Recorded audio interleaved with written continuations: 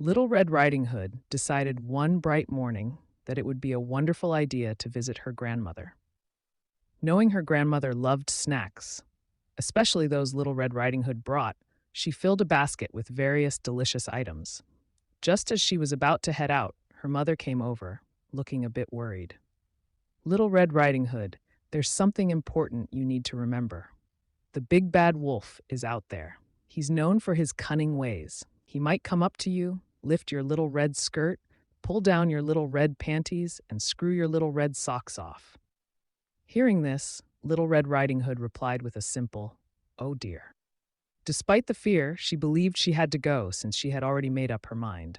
The journey to her grandmother's house took around 2 hours. When she finally arrived, her grandmother was extremely happy to see her. They sat enjoying tea and a pleasant conversation. Suddenly, they realized it was much later than they thought. It was already 10 p.m.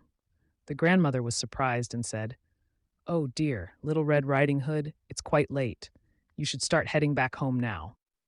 Preparing to leave, Little Red Riding Hood received another warning from her grandmother, much like the one her mother had given her. "Little Red Riding Hood, be careful.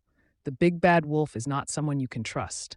Remember what I told you he might try to do." Little Red Riding Hood could only muster an "oh dear" in reply. Nevertheless, she began her trek home.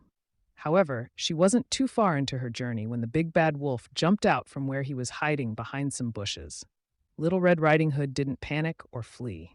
She stood her ground, pulled up her little red skirt, took off her little red panties, and boldly confronted the big bad wolf, saying, "Eat me like the story says."